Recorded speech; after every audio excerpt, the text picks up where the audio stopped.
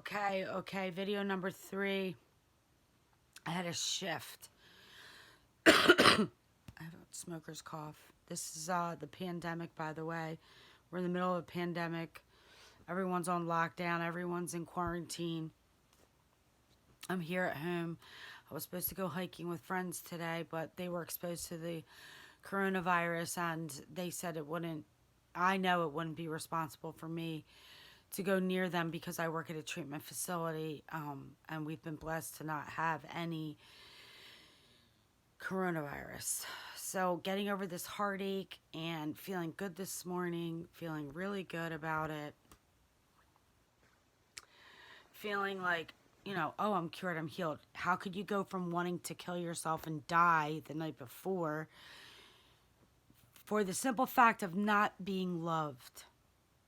Not being loved, being rejected, not being able to handle letting someone in and then being rejected.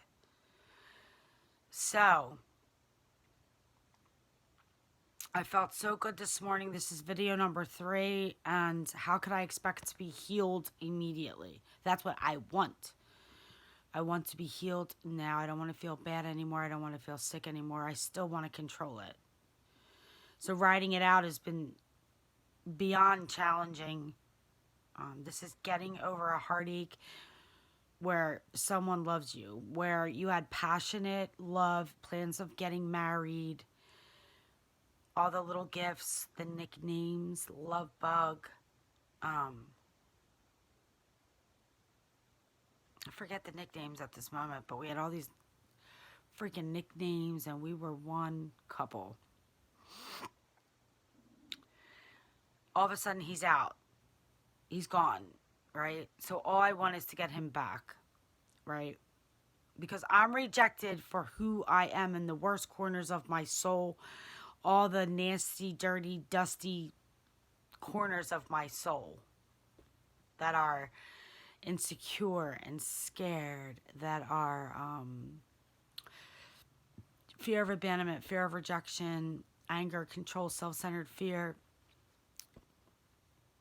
Just don't leave me. Don't reject me for who I am. So I'm good. I caught him. Listen, you're in pain. I feel bad that you think I don't care and that I don't respect you enough to give you your space. I can let it go. Sorry I couldn't let it go for 2 weeks, but I can let it go now, right? So then I feel peaceful. I make my YouTube video, and guess what came back? All the insecurity, all the rejection. Why? Because when I was making this video, video number 2, he texted me. Remember, I go, oh, he just texted me. So him texting me, every text, I'm reading into every text. So it said, thank you for calling this morning. I still think you're amazing. Because why? Because we talked about all my defects and all the things that I did to fuck up the relationship. I don't know. I'm reading into it. We ended the conversation with how amazing our sex was. Because that was, primo. The sex was, it was like crazy good, passionate sex. So we haven't slept together in 3 weeks. I haven't seen him in 2 weeks. And the conversation was sex. Because why? Because that's the common ground. The common ground where all of your ego and your barriers go down. For some reason, we weren't safe for each other. So where could we be safe? In bed, through sex, an intimate act. And we would do everything in for hours, and multiple orgasms. So we were just, And then we'd live off of the high of that until we saw each other again. And we'd argue a little bit in between. I thought we made progress. He didn't. I did. He didn't. He had to get out. He had no control. He flight. I fight. Right? So the obsession came back. So after video number 2, thought I was doing great and I'm going to get shit done and I'm going to be okay. Until he texted, and it's obsession. Now I'm reading into the text. Thanks for the call. This makes me laugh. Thanks for the call. I still think you're amazing.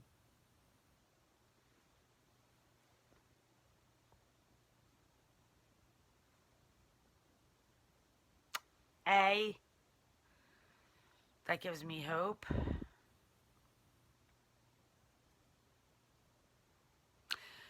But B, it sounds like closure for him, which scares me again. So I'm being re-traumatized. You're ending it again. You know what I mean? Like, we got off the phone, and meanwhile, he's just trying to be nice. He's just trying to be kind and say, thank you for the call this morning. I still think you're amazing. But for me, feeling so raw, it wasn't a good feeling because now I want more. He just triggered the obsession, and now I want more. I want more. I want you to say that you want me back. I want you to say you can't live without me and you want me back. I don't want to be rejected. I can't believe you didn't love me. I can't believe you stopped loving me. I can't believe you fell out of love with me. I can't believe your feelings left me. That your feelings of being in love and wanting to marry me left. I can't accept it. Because why? Because it, in my core being, in the core of who I am, in the core, right? I feel somewhere inside unworthy or unlovable. And now I gave you all of me, the whole me. No holding back. All the dusty, disgusting, dirty corners of the insecure control fighting. And now you rejected it. And you left. Right? So now it's just like, thank you for the call. I still think you're amazing. I don't know how to read it. I want to read it instead of just saying. So what do I say? This is what I say. I started my YouTube channel. Hopefully you'll become a part of it. Wink. That was the original plan. He didn't respond. That fucked me up. Because him and I were going to start a YouTube channel together when our energies ignited. I was like, we have to do something with this. We could do a YouTube channel. It could be on biracial couples. It could be on racism. But we're meant to be together to actually create something together. You know, at the end of the 2 weeks that I was fighting with him, I was debilitated. I was becoming debilitated because I wasn't winning.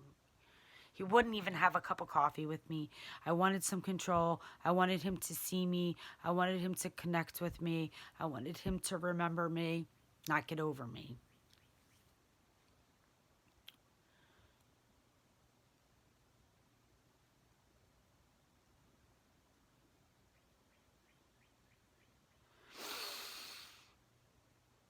I mean, I realized this obsession, I'm going to have to ride it out. And yesterday, I was like, you're going to have to ride it out. God says when that obsession goes. God says when that obsession's lifted. I'm over here. I can't fix on alcohol, drugs. I can't fix on much. Because it's a quarantine pandemic. You know? First thought, fix on another person. Second thought, does he do this to all the women in his life? Does he come in and do this and leave? And my self-centered fear, I want to be different. I want to be different than the other females that he's actually been with, you know?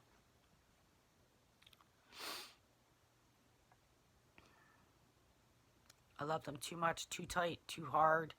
It didn't feel like love. It felt like obsession and fear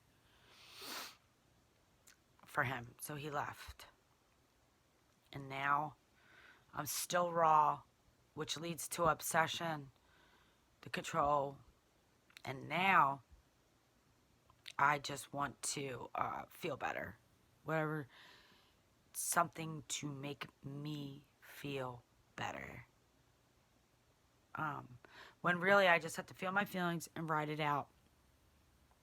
There's a whole lot of obsession. There's a whole lot of raw upset inside of me, you know, feeling rejected like that. By somebody that I let in and became so close to and shared all of myself with. This isn't the first time this happened to me. And that's why I was screaming at God Friday night, last night. God, don't do this to me again. God, don't do this to me again. So there's a part of me that just wants Hakeem to say, I'm coming back. Give me my space. I'm coming back. But all I'm hearing is it's over. That's all I'm hearing. I'm just hearing it's over. So today will be full of prayer and meditation. And finding the love from within. Today will be full of prayer and meditation. Something to get my head right. I made a video before. I wish I could erase my brain. If that makes sense to anyone. I wish I could erase my brain. Like, my brain is like clogged with old shit. So I can be very manipulative in relationships and I don't even realize it. So today I will pray to feel better, to be okay, to sit through the obsession, to be able to sit through the obsession without making a move. So working in Narcotics Anonymous program and the 12 steps with a higher power is saying, like, I'm powerless over this obsession. I shouldn't have expected it to leave when I wanted it to leave. It doesn't go away immediately. You don't go through a relationship that was that intimate and then it's over one day and then you are healed. You're fine. So what I'm trying to say is that I wanted to feel better. I felt better this morning. The obsession came back. Why? Because he texted me. Now I'm reading into the text. So it triggered and reopened the scar that you rejected me. So it is selfish because it's like, don't reject me. It's not about your well-being. And he's right. He said it's never about his well-being. It's about me feeling secure in the fact that he's coming back and not abandoning me. You know? Because I'm that rejected. I'm that, empty that on my own inside. It's like, just say you'll be back. Just say I'm like no other. Just say you love me different like no other before or ever. Michael used to say that to me all the time. Michael used to say, I love you like no other before or ever. He probably knew I needed to hear that. Hakeem told me I was his one true love. I mean, his love of his life. And, I'm like selfish and self-centered in that way, that I want to be different and special and loved to this, high standard. And what happens is I end up taking, seeking more and more, and testing and retesting. So I thought the obsession was gone. It came back. I just pray to be okay today and to get through the obsession without texting him, without, crying. Just get through the obsession and it'll leave in God's time.